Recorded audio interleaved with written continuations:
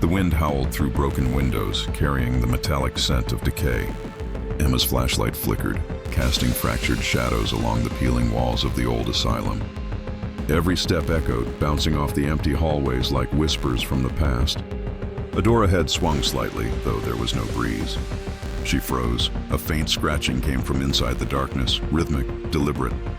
Emma's pulse surged. She whispered, "Hello?" Nothing. Then a low groan, human but not quite, followed by silence so thick it pressed against her ears. She leaned closer, squinting at the darkness beyond the doorway. The beam of her flashlight trembled over a shadow, hunched, swaying. It vanished the moment she blinked. Emma took a step back, her stomach knotting.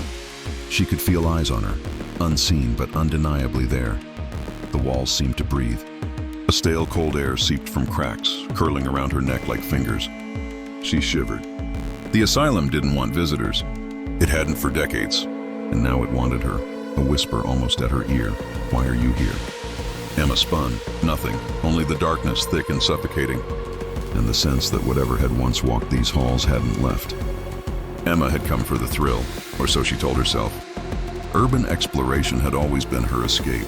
The rush of trespassing, the smell of forgotten history, the stories hidden in the dust. But the Northfield Asylum was different.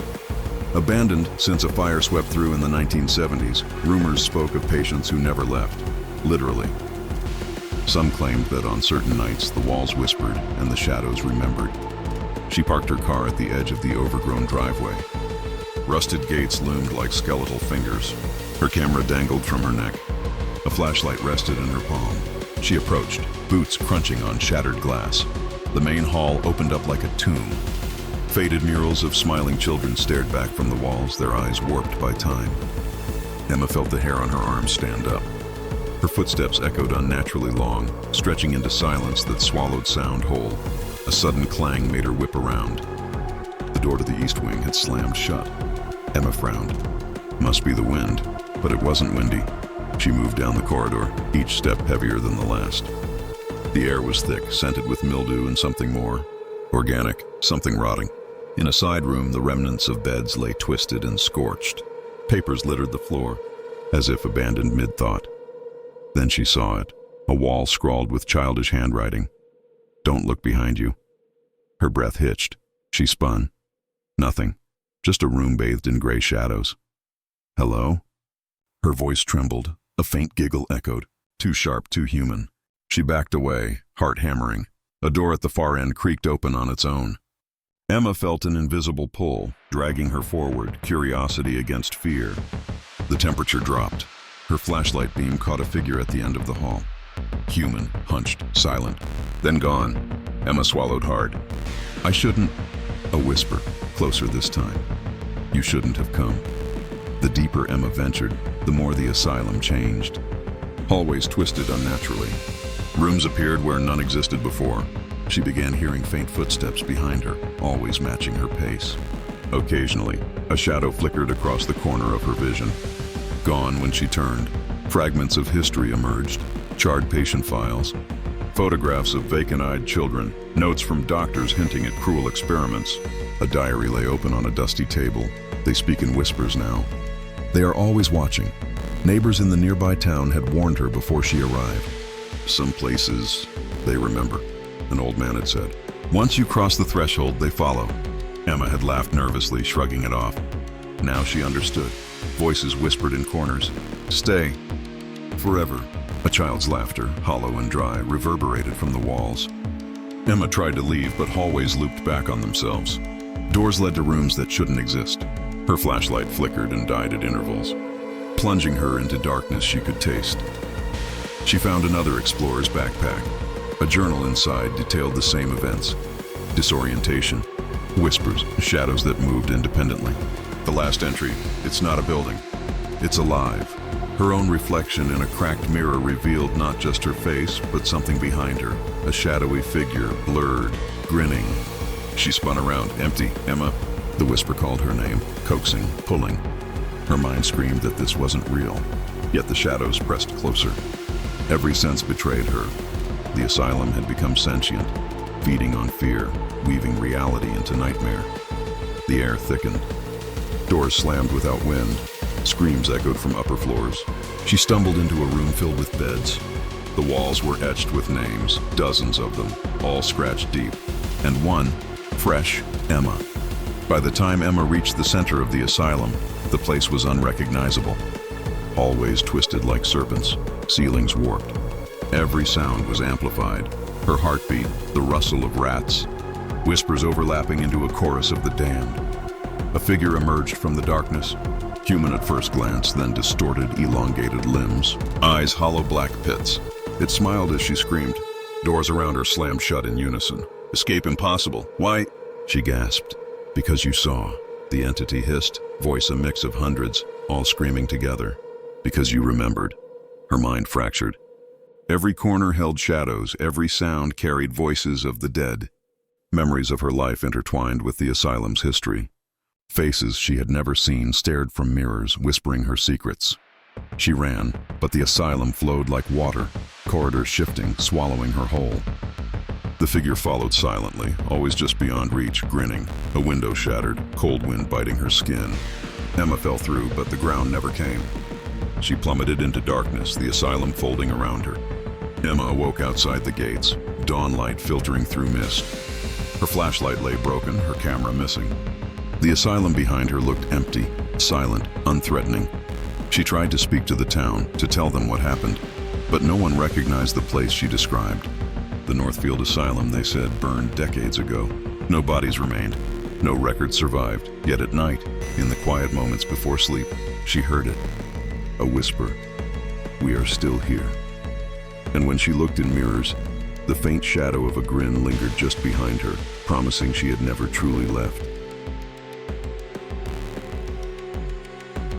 The old textile factory reeked of rust and rot, its windows shattered like jagged teeth. Marcus's boots crunched on broken tiles as he stepped through the main entrance, flashlight trembling in his grip. The walls whispered with the sound of machinery long dead, the echo of looms and spinning wheels vibrating faintly beneath the silence. A sudden clatter from above made him jump. He froze. Shadows moved across the upper rafters, but no one was there. The air thickened. Dust motes swirled unnaturally in the flashlight's beam. He noticed the faint smell first. Something metallic and coppery, not rust, but blood. Then came the sound, a voice low and wet, calling, "Marcus!" He spun around. The corridor was empty. His pulse raced. Something dragged across the concrete floor, slow, deliberate, just beyond the edge of light. The beam caught a figure crouched in the corner. Human, yet wrong. Its movements jerky, like a puppet with snapped strings. It tilted its head, whispering, "You can't leave." Marcus swallowed hard. His throat was dry. He took a step back into another shadow and felt hands brush against his shoulder. When he turned, nothing was there. Only the echoing laughter of something that should not be alive. Marcus had always been drawn to forgotten places, the thrill of uncovering what was left behind. The factory had been abandoned for decades after a mysterious fire destroyed the upper floors.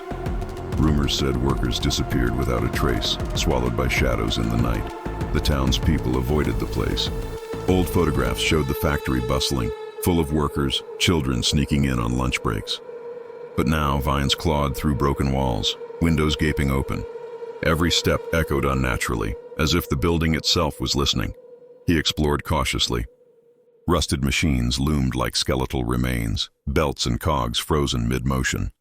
The silence was thick, but something in it seemed to twitch, waiting. A note lay pinned to a wall with a rusty nail. "Do not awaken what sleeps here." Marcus laughed nervously. A prank, maybe, but the factory seemed to react. The air grew heavier. Shadows deepened. Footsteps echoed from above. He climbed the spiral staircase to the upper floors. The boards groaned under his weight. Faded signs warned, "Danger, keep out." Then came a sudden whisper. "You're late." He froze, looking around. Empty corridors stretched in every direction. He moved forward, curiosity battling unease. A sudden sharp clang behind him. The stairwell was gone. The floor beneath his feet stretched endlessly into darkness. Marcus realized the factory was alive. Not in a literal sense, but the building moved around him. Hallways bending and folding, rooms rearranging. Objects shifted subtly when he looked away. A chair moved an inch. A machine rotated slightly. A door appeared where none had been.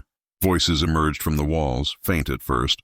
Overlapping whispers of workers recounting mundane tasks, then escalating into screams and pleading. A shadow darted across the corner of his vision, gone when he looked directly. He found personal items, a lunchbox, a jacket, a photograph, all of which belonged to people long vanished. The photograph had been scratched with frantic words. "We were trapped. Don't follow." Marcus tried to leave, but every exit led deeper inside. Time warped. Day became night in seconds, shadows elongating unnaturally. Every hallway seemed to repeat, folding over itself. The building was hungry for memory, for presence. A child's voice whispered from the corner, "Play with us." He turned. Nothing. Then a hand, pale and twisted, reached out from the darkness, brushing against his wrist. His mind began to fracture. He remembered stories of the factory fire, of workers who vanished mid-shift, their screams echoing through the machinery. Every memory felt intertwined with the building's walls, as if history itself had congealed into sentient malice. By the time Marcus reached the center of the factory, the machinery roared as if alive. Belts twisted like serpents, gears grinding, sparks flying. Shadows surged from every corner. Humanoid but fragmented, screaming silently. Faces warped and flickering. A figure stepped forward. A woman in an old uniform. Eyes black voids, a grin tearing across her face. "You shouldn't have come!" she hissed, voice layered with hundreds of others. Marcus ran, corridors twisting impossibly, doors leading nowhere. Shadows lunged, brushing his skin with cold, rough fingers. His flashlight flickered, revealing glimpses of other explorers trapped, etched into the walls as shadows, screaming silently. He leapt down a chute, landing in darkness. Screams erupted from above. The factory's echo followed him, swallowing every sound, twisting it into whispers. Stay. Forever. When he reached what seemed like the main hall again, the factory had changed. Machines loomed taller, shadows thicker. The exit had vanished. The woman appeared, extending a hand. "Join us!" Marcus screamed, sprinting into a corridor that rippled and swallowed him whole. He felt his mind stretching, memories being absorbed by the walls. The building had claimed another. Marcus awoke outside the factory gates at dawn. The town seemed normal, people walking casually. He checked his watch. Hours had passed, though he felt like days had gone by. His backpack was empty, camera gone. When he returned later with the authorities, the factory had disappeared. Only a cracked parking lot remained. No fire damage, no building, but he could still hear it. The whispers followed him in silence, faint and distant, reminding him of the machinery, the shadows, the voices trapped inside, sometimes at night. He swore he could hear a child's laughter from behind the walls of his own apartment, echoing the factory's call, "Play with us!" And he knew deep down that the building hadn't released him. It had simply moved on, waiting for the next visitor. Rain hammered the cracked windows of the once grand Harrogate Hotel. Its neon sign flickered weakly, buzzing with a static hum. Inside, the lobby was a cathedral of dust and shadows, the air thick with decay. Clara's flashlight cut through the darkness, illuminating tattered curtains swaying without wind. Her footsteps echoed in rhythm with the storm outside, yet inside, silence hung like a second skin. A door at the end of the hallway creaked open on its own. Clara froze. A faint melody floated from somewhere above, a piano playing a tune both familiar and wrong, off-key, warped. She whispered, "Hello?" A voice answered, soft and hollow, "Check in." Her pulse spiked. No one appeared, yet the shadows moved, stretching across the walls, forming shapes that were almost human. Her flashlight flickered, and a figure materialized at the top of the grand staircase, pale, thin, eyes empty black voids. It tilted its head and disappeared before she blinked. Clara's stomach turned cold. Something in the hotel didn't want her there, and it had been waiting for decades, and now, it wanted her alone. Clara had always been fascinated by abandoned buildings. Her friends warned her. The Harrogate Hotel was dangerous, cursed even. Built in the 1920s, it had burned partially during a gala, killing dozens. The rest of the building was sealed, left to rot, yet she had to see it for herself. The thrill, the photographs, the story. She convinced herself it was worth it. Inside, the lobby was cavernous and silent. Dust motes swirled like tiny phantoms in her flashlight beam. The grand chandelier had fallen, shards of glass embedded in the marbled floor. The faint smell of smoke lingered, mixed with something coppery. Her camera clicked, capturing shadows that seemed to bend unnaturally. The sound of her own breathing echoed too loudly. Every hallway seemed identical, doors leading nowhere. Then came a whisper, "They're waiting." Clara spun. Empty hallway. She climbed the stairs, each step groaning underfoot. On the second floor, the wallpaper was scarred with deep scratches, names etched into it. Eleanor, 1927. Thomas, 1931. A door at the far end opened slightly. A chill rolled out, and she felt the unmistakable sensation of being watched. "Check in," the voice whispered again, this time close, almost at her ear. The hotel warped around her. Hallways twisted, rooms shifted, walls seemed to breathe. Furniture moved subtly when she wasn't looking. A chair slid an inch closer. A curtain fluttered, though the air was still. Voices emerged from the walls. Fragmented conversations of past guests, some pleading, some screaming. Clara found old guest ledgers, each name crossed out in red ink. The handwriting morphed, changing as she read. The music grew louder, a piano playing in a room down the hall. She followed, compelled against her will. Shadows flitted across her vision, figures hunched, thin, indistinct, always vanishing when she looked directly. At the top of the grand staircase, a mirror reflected her image, but it wasn't quite her. Her eyes were darker, her mouth stretched into a faint, unnatural smile. She spun around. Empty corridor, doors slammed shut, hallways looped endlessly. The air grew colder, thick with whispers. Stay, forever, check in, never leave. Her mind teetered between reality and hallucination. She glimpsed guests from the past in fleeting shadows, their faces twisted in fear, silently screaming. The hotel was alive, feeding on memories, trapping souls in its endless labyrinth. She discovered a ballroom frozen in time. Tables set, silverware polished, candles melted into grotesque shapes. Shadows moved along the walls, mimicking dancing guests. One reached for her, hand skeletal and pale. She screamed, running through twisting hallways, but the hotel resisted. Each exit she found vanished, replaced by more corridors, more shadows. The grand ballroom became her trap. Shadows coalesced into figures dressed in faded gowns and tuxedos, faces empty and grinning. The piano played itself. Whispers became a cacophony. Check in. Stay forever. Join us. Clara backed into a corner. The shadows reached for her, cold and rough, pulling her toward the center. The chandelier above swayed, groaning as if alive. Time fractured. Moments stretched, twisted, repeated. A figure appeared in front of her. A man in a suit, charred and hollow-eyed. "You belong here now," he hissed. She ran, but the ballroom grew larger, walls stretching infinitely.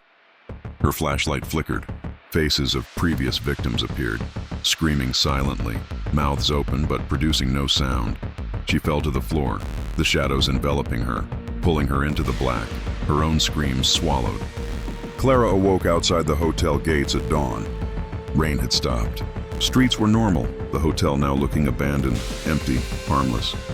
She tried to warn the town, but no one remembered the Harrogate Hotel burning or existing in such a state. Yet at night, she could hear piano keys in the distance, faint and wrong. Sometimes she glimpsed shadows behind her in mirrors, fleeting figures mimicking her movements, whispering, "Check in, stay forever," and she knew she had never truly left the hotel. The doors of St. Winifred's Hospital hung crooked on rusted hinges, groaning as if protesting intruders. Rain-slicked tiles glimmered in the weak beam of Nolan's flashlight.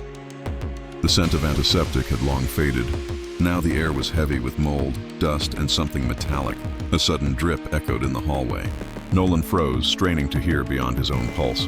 Then a low, wet moan reverberated from the upper floors, followed by a dragging sound, like feet being pulled across the linoleum. He whispered, "Hello?" Silence answered, thick and suffocating. Then, from a room to his left, a light flickered briefly. Shadows danced, forming shapes that were almost human. A wheelchair rolled slowly across the floor, propelled by no one. Nolan's breath hitched, a voice hissed from behind the wall. "You shouldn't be here." He spun, but the corridor was empty. Only the echoing drip of water and the sense that the hospital remembered every patient, every scream, every death. The building wasn't just abandoned, it was alive, and it had been waiting. Nolan had always sought the thrill of urban exploration. Hospitals were particularly tempting, holding the residue of life, suffering, and memories trapped in sterile walls. St. Winifred's had been closed in 1975 after a series of unexplained patient deaths. Some called it cursed, some said it was haunted. Nolan didn't believe in ghosts. The main hall was cavernous, lined with lockers rusted shut. Wheelchairs, IV stands, and overturned beds littered the floors. The flicker of his flashlight revealed peeling paint, scrawled warnings, and shadows that seemed to twitch when he looked away. He climbed the staircase cautiously, hearing moans and whispers echoing through empty wards. A nurse's uniform hung from a hook, yellowed and torn. His flashlight revealed writing on the wall, "They are still here, watching." A sudden thump behind him made him spin. The hallway was empty, but the temperature dropped sharply. The hospital had an unmistakable feel. Alive, breathing, hungry. Nolan's exploration became a nightmare. Hallways shifted. Rooms appeared and disappeared. Doors led to wards he didn't remember. Shadows moved independently, lurking just beyond vision. He found patient files scattered on the floor. Each chronicled deaths that never made sense, patients who vanished mid-treatment.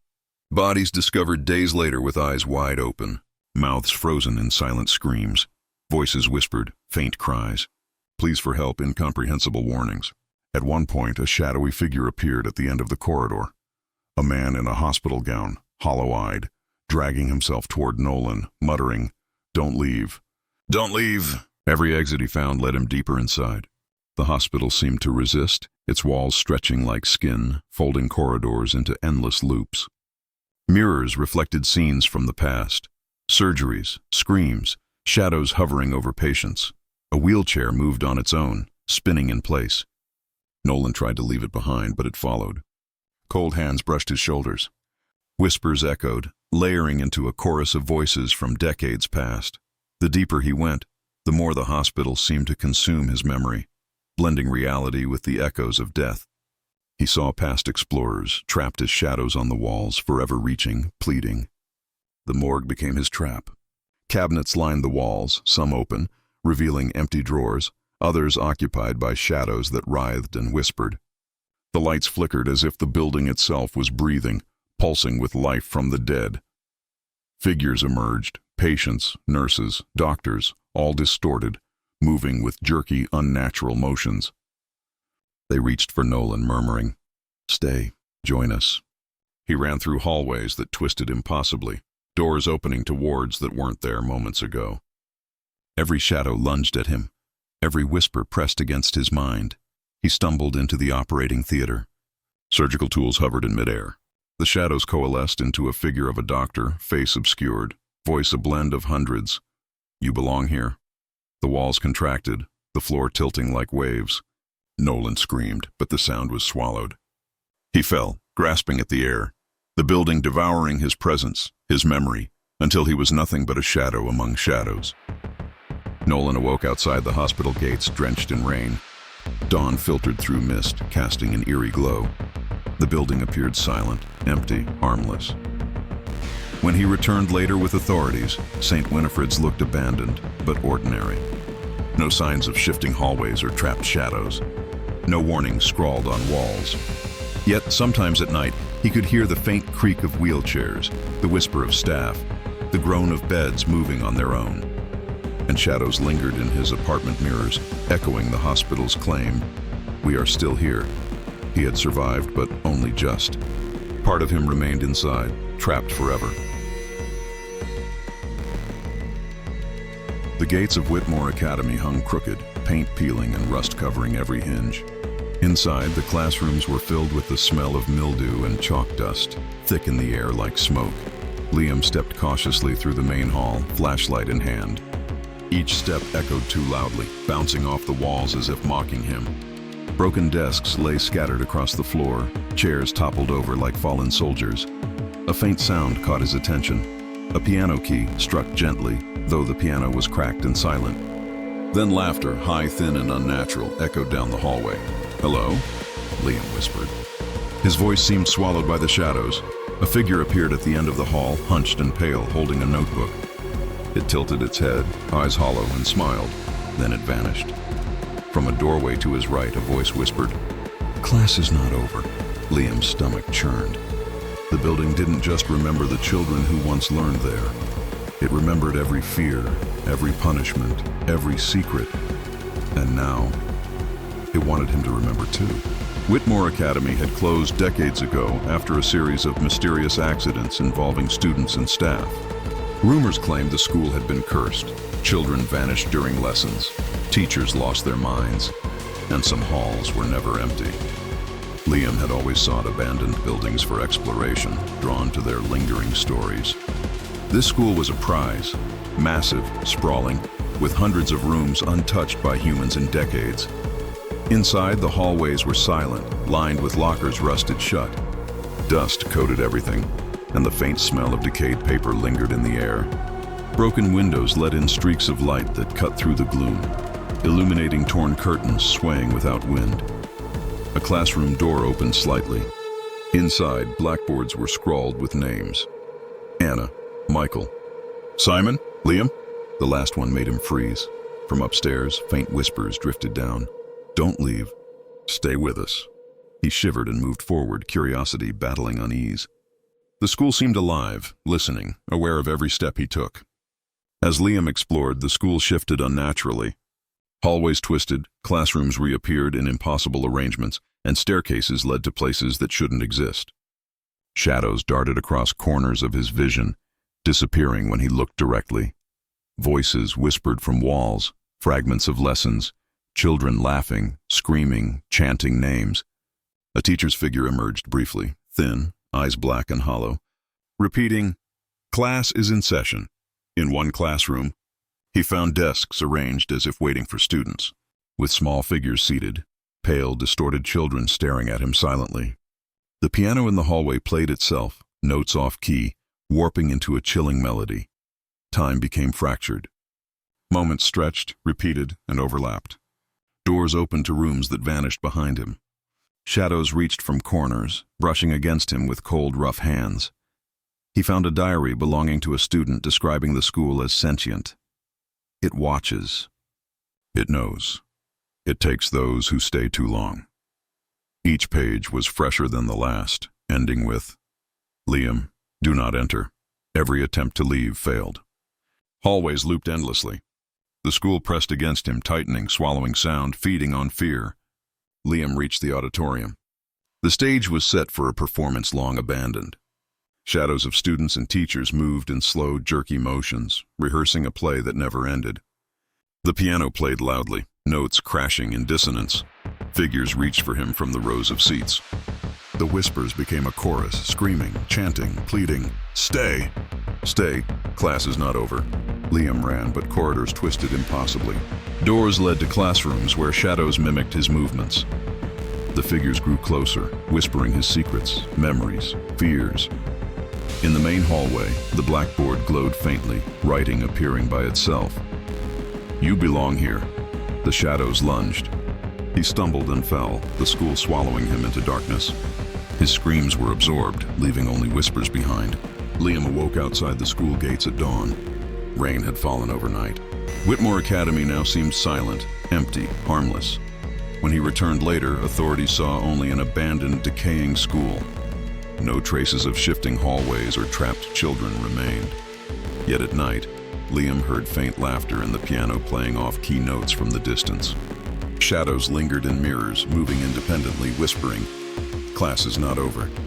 He had survived, but part of him remained trapped within the forgotten school, forever a student of its endless, twisted lessons. The marquee of the old theater swayed in the wind, its letters flickering. The grand lyric closed. Rain slicked the cracked pavement outside, pooling in jagged shards of glass. Inside, shadows pooled in the corners of the lobby. Theo's flashlight trembled as he stepped over broken seats and debris. The smell of mildew mixed with dust and stale perfume lingered thickly in the air. A single spotlight flickered on the stage, illuminating a solitary piano. Then came a creak from above the balcony stairs. He froze. A figure in a tattered dress descended slowly, its movements jerky, almost unnatural. "Hello?" he called. A voice hollow and soft answered. The show must go on. The doors slammed behind him. Theo spun, heart hammering. Shadows stretched unnaturally across the theater walls, forming shapes that were almost human, almost alive. The spotlight flickered again. From the stage, the piano played a single note, then another, forming a tune that felt familiar yet wrong. The theater wasn't empty. It had been waiting for someone to witness its final performance, and now it had him. Theo had always sought abandoned theaters, drawn to their forgotten grandeur and lingering history. The Grand Lyric had closed in the 1970s after a series of mysterious accidents. Actors and audience members disappearing mid-performance, shows canceled forever. Rumors called it cursed. Theo didn't believe in curses. Inside, the lobby was a cavern of shadows. Tattered curtains hung from shattered rods. Broken chandeliers swayed lightly. Dust motes danced in the flashlight's beam, casting faint, ghost-like shapes. Each step echoed, carried unnaturally, as if the building were listening. The stage beckoned. A piano sat in the center, keys yellowed and chipped. The balcony above groaned with old wood. A faint, almost imperceptible laughter echoed from the upper boxes, sending chills down his spine. Theo's curiosity pushed him forward, but the theater reacted. Doors closed behind him, shadows thickened, and the air became heavy, suffocating. The theater shifted as Theo explored. Corridors looped impossibly. Doors opened into rooms he hadn't seen before, dressing rooms, prop closets, rehearsal halls. Shadows moved independently, twisting unnaturally. Voices whispered from the stage, blending with the sound of old performances, audience applause, and screams. Figures emerged, actors frozen mid-action, audience members frozen in horror. They moved slightly when he looked away, returning to stillness when he faced them. The piano played itself in short bursts, notes forming fragmented melodies. Whispers grew louder. "Take your seat. The performance is not over." Theo found old programs and scripts scattered across the floor, each page describing events that seemed to change when he reread them. Names of missing performers appeared, and one page eerily had his own name written in ink that wasn't there before. Time warped. Moments stretched and overlapped. Hallways twisted. The balcony stretched impossibly high, then collapsed into darkness. Shadows pressed against him, cold and rough, whispering his fears, his secrets, echoing every thought he tried to suppress. Theo reached the main stage. The theater had become a living maze of shadows and memories. Figures in period costumes danced and twisted, faces hollow, eyes black voids. The piano played itself, faster now, forming a distorted, haunting melody. He backed into a corner as shadows reached for him, stretching impossibly, whispering, "The show must go on. Stay, join us." He tried to run, corridors folding over themselves, doors leading to impossible rooms. His own reflection appeared in mirrors scattered around, pale, eyes blackened, a faint, unnatural grin on his lips. Figures emerged from the audience seats, spectral actors and patrons alike. The whispers crescendoed, voices layering into a cacophony of pleading, screaming, and laughter. The final note of the piano echoed, and the theater seemed to inhale him. Walls contracted, stage floor tilting. Shadows enveloped him entirely, dragging him into the black void. His scream was absorbed, becoming part of the theater's endless performance. Theo awoke outside the theater marquee at dawn. The wind had died. Rain puddles reflected the cracked neon sign. The Grand Lyric now seemed silent, empty, harmless. When authorities investigated later, they found only an abandoned, decaying building, no signs of shifting corridors, no ghosts, no performance in progress. Yet at night, Theo could hear the faint piano, the distant sound of applause, and whispers from shadows that lingered in mirrors. The show must go on.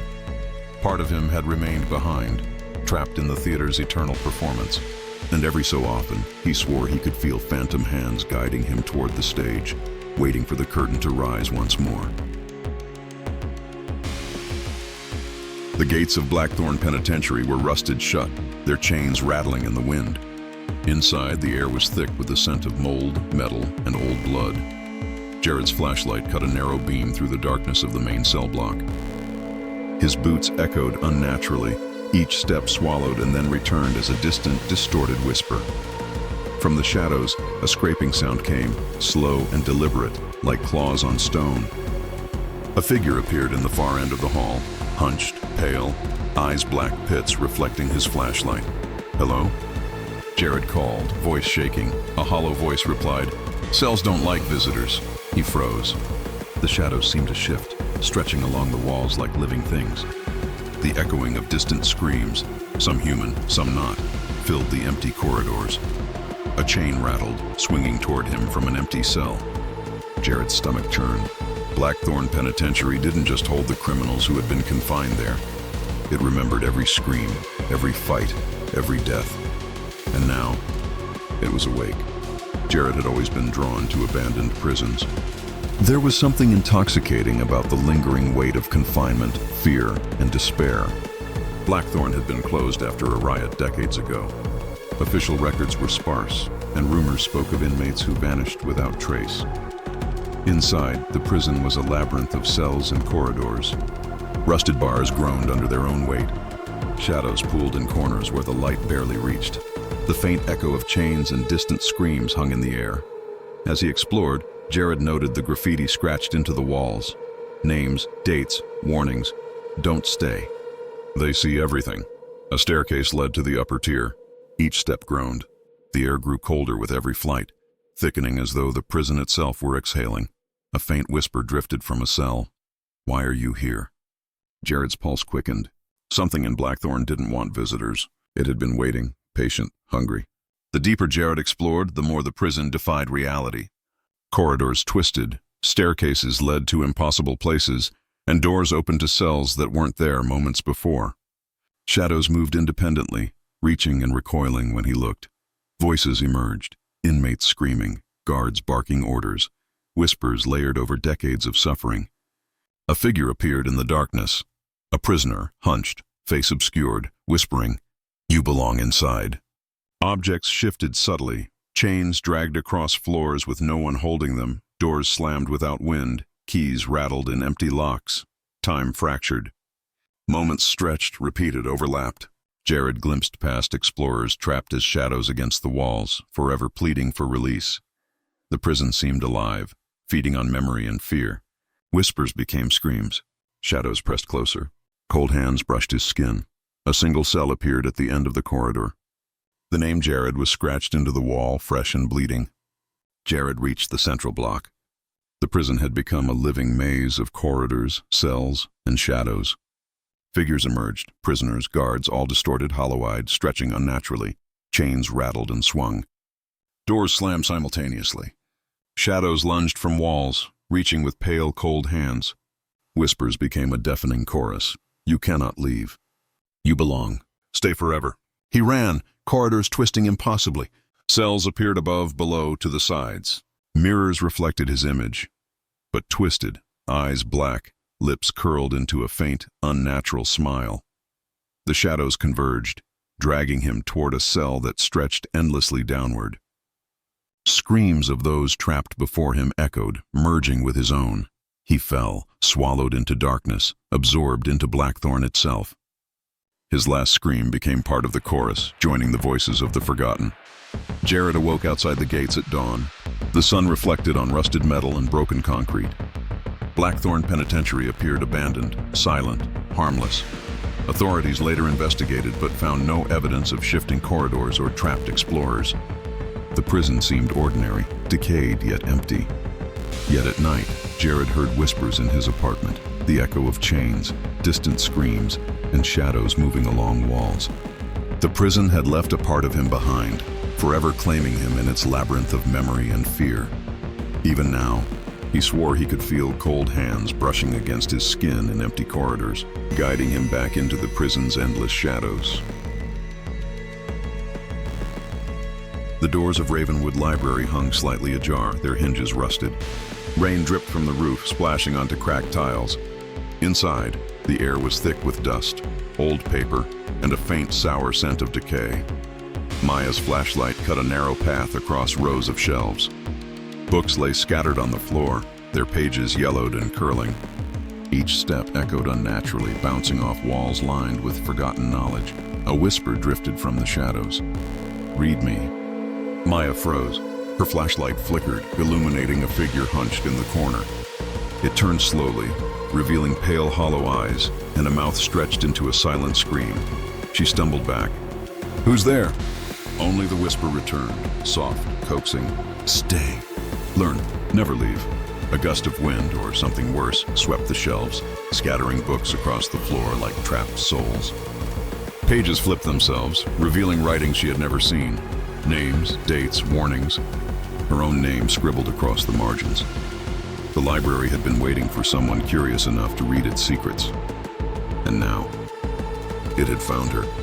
Ravenwood Library had been abandoned for decades after a fire consumed part of the building, killing several librarians. Local stories claimed the library was cursed, that the books retained the memories of those who perished. Maya, drawn to abandoned places, didn't believe in curses until she stepped inside. The main hall stretched endlessly. Dust clung to every surface. Broken ladders leaned against shelves. Pages fluttered in the still air as if touched by invisible hands. Every step seemed amplified, bouncing in odd directions, disorienting her. A stairwell led to a reading room above. The air was colder, heavier, thick with whispers she could almost understand.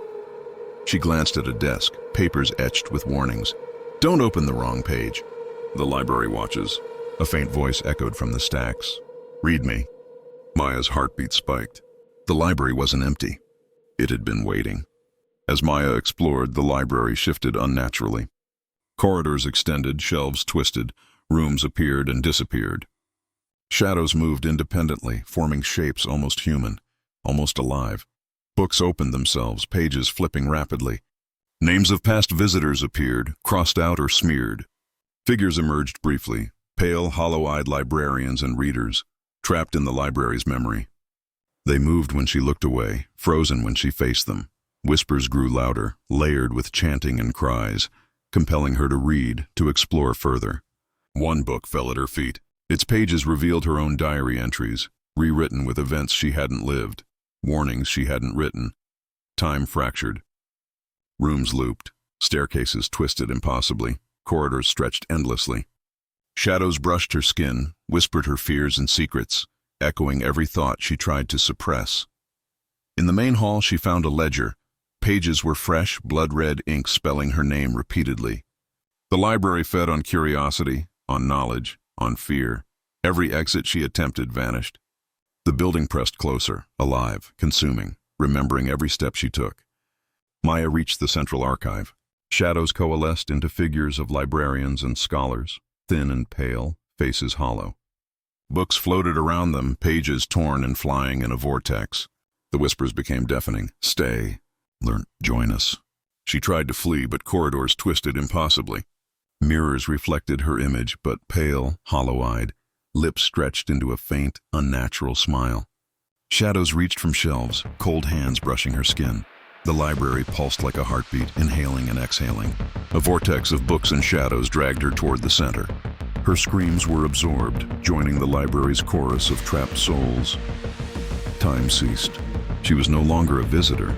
She had become part of the library, her memory absorbed. Another whisper in its endless corridors. Maya awoke outside the library gates at dawn. The sun glinted on the broken windows. Ravenwood Library now seemed silent, abandoned. Harmless authorities investigating found only a decayed building. No signs of twisting corridors or trapped figures. Yet at night, Maya could hear whispers in her apartment. Pages flipping, shadows moving along walls. Names she recognized and her own were etched into margins of books she had never touched. Part of her remained trapped in Ravenwood, forever a reader of its endless twisted knowledge. The library had claimed her curiosity, feeding it into its infinite dark memory. The gates of crestfallen Carnival hung ajar, flapping in the cold wind. The air smelled of rusted metal and rotting wood, carrying the faint sweetness of candy long spoiled. Evan stepped inside, flashlight in hand. The Ferris wheel loomed overhead, its skeletal frame groaning as if alive. The carousel sat frozen mid-spin, horses with chipped paint staring blankly. A faint melody floated through the air, distorted calliope music, notes warping unnaturally. Shadows moved in rhythm, stretching across tents and broken stalls. "Hello?" Evan called, voice trembling. A voice whispered back, "Step right up. Play forever." A figure appeared briefly near the carousel, pale, grinning, eyes hollow. Then it vanished. The shadows shifted as if the carnival itself were breathing, waiting, watching. Evan's stomach churned. The carnival didn't just remember the laughter and screams of visitors, it remembered their fear. And now, it wanted him to join the show. Crestfallen Carnival had closed decades ago after a series of mysterious disappearances. Children vanished during rides, performers were never seen again, and rumors spread of a dark force haunting the grounds. Evan, drawn to abandoned places, had always wanted to explore the carnival. Inside, the midway was littered with broken rides, toppled stalls, and peeling posters. Every step echoed unnaturally, amplified in the empty night. The carousel horse nearest him creaked, a hollow squeal accompanying a gust of wind, or something worse. The Ferris wheel groaned overhead as though the carnival itself were alive, aware of his presence. A faint laughter drifted from the funhouse. Shadows flickered across the broken mirrors inside. Every corner seemed to move just beyond vision, always shifting when he looked directly. As Evan explored, the carnival twisted unnaturally. Corridors in the funhouse stretched impossibly, mirrors distorted reality, and tents shifted locations when he wasn't looking.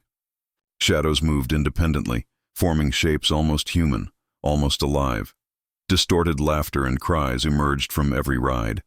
Figures appeared briefly, performers frozen mid-act, children trapped in loops of motion, all pale and hollow-eyed. The calliope played itself, notes forming fragmented, warped tunes. Objects shifted subtly. Broken tickets scattered across the floor. Rides jerked slightly as if someone had just moved them. The carousel spun without wind, horses galloping in impossible patterns. Time fractured. Moments stretched, repeated, overlapped. Evan glimpsed past visitors trapped as shadows, forever reaching, pleading. The carnival fed on fear, on presence, on attention. A ticket booth appeared at the end of the midway. Inside, a ledger had his name written in crimson ink. Shadows pressed closer, whispers urging, "Play, stay, join the show." Every exit led deeper inside. The carnival had become a living maze, consuming memory and sanity alike. Evan reached the center of the carnival. The Ferris wheel now towered impossibly high, the calliope music deafening, echoing across twisted tents. Shadows coalesced into figures, performers, audience members, all pale, hollow, and grinning. He tried to flee, but the midway twisted over itself. Corridors stretched and collapsed. Mirrors reflected him distortedly, pale skin, hollow eyes, faint unnatural grin. Shadows reached from every surface, brushing against him with cold, rough hands. The carousel spun faster, the horses galloping with impossibly long strides. Laughter and screams layered into a deafening chorus. "Play! Forever. Join us." Evan fell, dragged into the shadows. The carnival consumed him entirely. His scream joined the chorus of lost souls, now part of the carnival's eternal twisted performance. Evan awoke outside the carnival gates at dawn. The grounds appeared abandoned, decayed, harmless. When authorities investigated, they found nothing unusual. No shifting tents, no Ferris wheel moving, no shadows reaching for the living. Yet at night, Evan could hear distorted calliope music, laughter and whispers in the wind. Shadows lingered in mirrors, moving independently, beckoning, "Play, join us." Part of him remained trapped in Crestfallen Carnival, forever a performer in its endless looping show. The gates of Calderon Factory groaned as Mara pushed them open. Rust and grime coated every surface, and the air reeked of oil, metal, and decay. Inside, massive machines loomed like sleeping giants, their cogs frozen in time. Shadows pooled in corners, stretching unnaturally across the walls. A sudden clang echoed through the cavernous hall. Mara froze. A conveyor belt rattled, moving slowly on its own. "Hello?" she whispered. A voice deep and hollow answered. "Work. Never ends." A figure appeared near the far wall, thin, elongated, with hollow eyes and arms too long, reaching toward her. It vanished before she blinked, leaving only a faint metallic screech in the air. The factory wasn't abandoned. It had remembered every worker, every shift, every accident, and now it was awake. Mara's pulse spiked. Every step seemed amplified. Shadows danced independently of the dim flashlight. The machines groaned as if alive, pressing closer, waiting for her to become part of their endless labor. Calderon factory had been closed for decades after a series of mysterious accidents. Workers disappearing, machinery malfunctions, strange deaths reported. Locals avoided the area. Mara, drawn to abandoned industrial sites, ignored the warnings. Inside, the factory was a labyrinth of rusted equipment, broken catwalks, and oil-stained floors. Shadows pooled in corners, moving as if aware of her presence. She stepped onto a raised platform. The air felt heavier, filled with faint mechanical whirring, though no machines were powered. Rust flakes drifted down like ash, and distant clangs echoed through empty corridors. Every step seemed observed. Every shadow seemed alive. As Mara explored, the factory shifted unnaturally. Corridors stretched impossibly. Machinery moved slightly when she wasn't looking. Shadows formed thin, elongated figures, lurking just beyond vision. She discovered old blueprints on a control desk. Names of missing workers appeared etched into the metal, dates scratched in deep grooves, some with recent ink. Whispered voices emerged. "Join us." Work. Never stop. Time became fractured. Moments overlapped. The factory's layout warped. Catwalks twisted. Stairways looped. Assembly lines ran endlessly, producing nothing but shadows. Figures emerged. Workers. Pale and hollow-eyed, some with tools still in hand. They moved jerkily, repeating tasks from decades past.